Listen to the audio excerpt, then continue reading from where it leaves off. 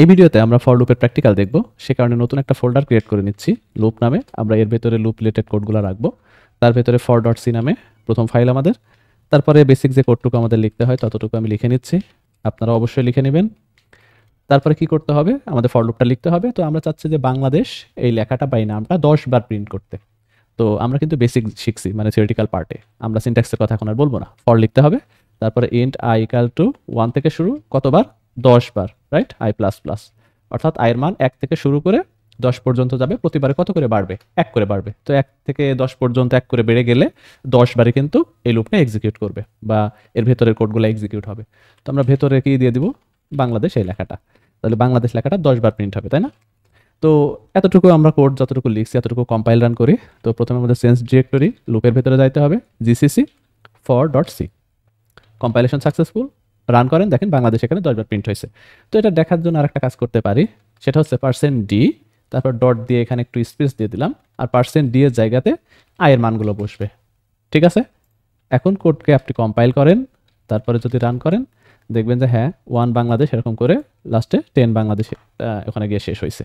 তো ফাইন, আমাদের কম্পাইলেশন কিন্তু এবং রান কিন্তু সব ঠিকঠাক আছে।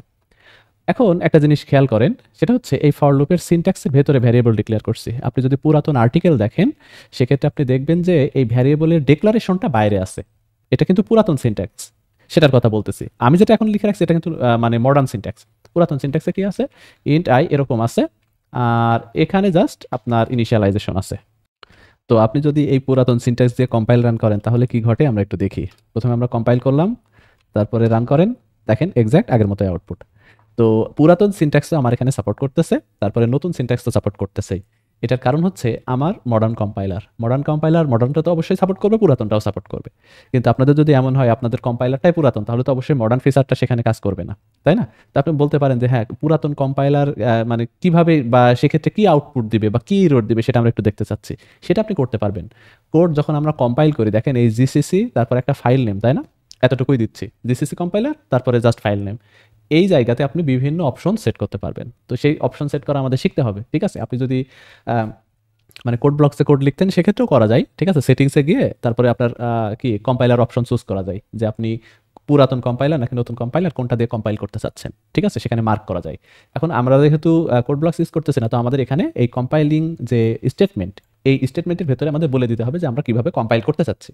তো দেখেন আমি পুরাতন সিনট্যাক্সে ব্যাক যাই। এটা হচ্ছে পুরাতন সিনট্যাক্স বলতে আমি হচ্ছে মডার্ন সিনট্যাক্সে ব্যাক গেলাম। এখন জিসিসি তারপরে একটা হাইপেন দিবেন, হাইপেন বলতে ড্যাশ, এসটিডি মানে স্ট্যান্ডার্ডটা আমাকে সেট করতে হবে যে আপনি কোন কম্পাইলার দিয়ে এটা কম্পাইল করতে চাচ্ছেন, কোন ভার্সন দিয়ে। তারপর ইকুয়াল, তারপরে এটা C89, একটা কম্পাইলার ভার্সন সি এর হচ্ছে 89, তারপর 90 ছিল, তারপরে কত ছিল? 99 ছিল, তারপর 11 সালের 11 আছে, অনেকগুলা কিন্তু আসছে সি এর ভার্সন। তো আমি 89 সালে সেটা আমি দিয়ে কম্পাইল করতেছি। এইটা হচ্ছে আপনার ফ্ল্যাগ, এসটিডি ফ্ল্যাগ। তারপরে ফাইলের নাম কি ছিল? for dot C. তো দেখেন এখানে কি বলছে যে loop initial declaration are only allowed in C99 এবং C11 মোড।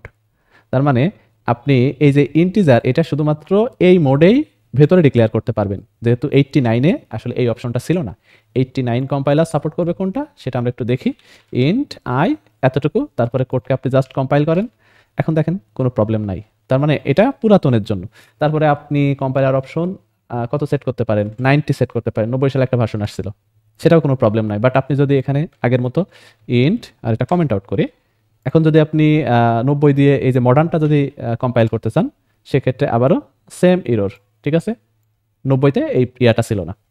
তো বুঝতেই পারছেন এখন আমরা এই মডার্ন যেহেতু ওখানে লিখে রাখছি, তো C99 দিয়ে কম্পাইল করতে বলতেছে আমাকে। তো 99 দিয়ে দেখেন এটা কোনো প্রবলেম নাই। আবার যদি আপনি 11 দেন, 11 সালে যেটা আসছে, তো এটাও কোনো প্রবলেম নাই। তো আসলে এই যে ইয়াটা মডার্ন যে সিনট্যাক্স, এটা 99-এ আসছে, 99 সিনট্যাক্স। তো সি প্রোগ্রামিংয়ে অনেক ভার্সন আসছে কম্পাইলারের, বাট 99 হচ্ছে অনেক এক্সট্রা ফিচার দিছে, সুন্দর সুন্দর ফিচার দিছে অন্যান্য ল্যাঙ্গুয়েজের মতো। তো 99 থেকে আসলে এই মডার্ন সিনট্যাক্সটা সাপোর্ট করে। তো আপনারা পুরাতন কম্পাইলার ব্যবহার করলে অবশ্যই কি করতে হবে? আপনাকে বাইরে ডিক্লেয়ার করে ভেতরে ইনিশিয়ালাইজ করতে হবে, যে কথা কিন্তু আমি আগেও বলছি, থিওরির সময়ও বলছি, রাইট? তো যাই হোক, আমরা যখন কোনো কম্পাইলার অপশন দিচ্ছি না, এই যে এরকম যখন কোনো কিছু করতেছি না, তখন সেটা লেটেস্ট ভার্সন দিয়ে আসলে কম্পাইল হচ্ছে, এই কারণে কোনো প্রবলেম করতেছে না, ঠিক আছে? তো লেটেস্ট ভার্সনে আসলে মানে পুরাতন সিনট্যাক্স নতুন সিনট্যাক্স সবই সাপোর্ট করবে। এখন আসেন গত ভিডিওতে, মানে গত ভিডিও বলতে হচ্ছে আপনার থিওরিটিক্যাল পার্টে যেটা বলছিলাম যে মাল্টিপল ভ্যারিয়েবল আপনি ফর লুপের ভেতরে ব্যবহার করতে পারবেন, সেটাতে আসি। তো আমরা মডার্ন সিনট্যাক্সেই থাকলাম, int i equal to 1 j equal to 0, ঠিক আছে? i less or equal 10 but j less or equal কত 5, আর এখানে i plus plus জেও plus plus, ঠিক আছে? তো কমা দিয়ে সেপারেট করে দিচ্ছি আমি। তারপরে এখানে এটা প্রিন্ট হচ্ছে, আর এর নিচে এটা হচ্ছে ঢাকা প্রিন্ট হচ্ছে, বাট এটা জে ওই সময়, ফাইন। তার মানে বাংলাদেশের সময় আই আর ঢাকার সময় জে, ওকে? এটা করতেছি। বাট একটা জিনিস আপনি খেয়াল করছেন, এখানে কিন্তু দুইটার ভ্যালু কিন্তু সেম পর্যন্ত যাচ্ছে না। যে সর্বোচ্চ যাইতে পারে 5 পর্যন্ত, আর আই যাইতে পারে 10 পর্যন্ত। তো এই যে মিসম্যাচ, এই সময় কি হবে আমরা একটু দেখতে চাচ্ছি। তো আসেন কম্পাইল করি, দেন রান করি। আপনারা কিন্তু আউটপুট প্রিডিক্ট করার ট্রাই করবেন। তো দেখেন 1 বাংলাদেশ, ফাইন, ওইটা 0 ছিল জে, তারপরে এটা আয়ের মান বেড়েছে, জে এর মান বাড়ছে, তারপরে 3 2, যেহেতু যে এক কম থেকে শুরু হয়েছে 0 থেকে, তো একটা পিছে পড়ে থাকবে, এটা 4 3, তারপর 5 4, দেখেন 6 5। তার মানে জে যখন 5 হয়ে গেছে তখন একবার কি হয়েছে, আপনার স্টেটমেন্টগুলো এক্সিকিউট হয়েছে। যে যখন 5 ছিল তখন আই মানে কিন্তু 6 ছিল, তো যার ফলে 6 বাংলাদেশ 5 ঢাকা। পরবর্তীতে আয়ের মান কত হয়েছে, আয়ের মান হচ্ছে আগে ছিল 6, তারপরে হয়েছে 7, আর জে এর মান আগে ছিল 5, এখন হয়েছে 6। বাট ওই সময় এই কন্ডিশনটা সত্য থাকলেও আয়ের মান 7, 7 লেস আর ইকুয়াল 10, এটা কিন্তু সত্য।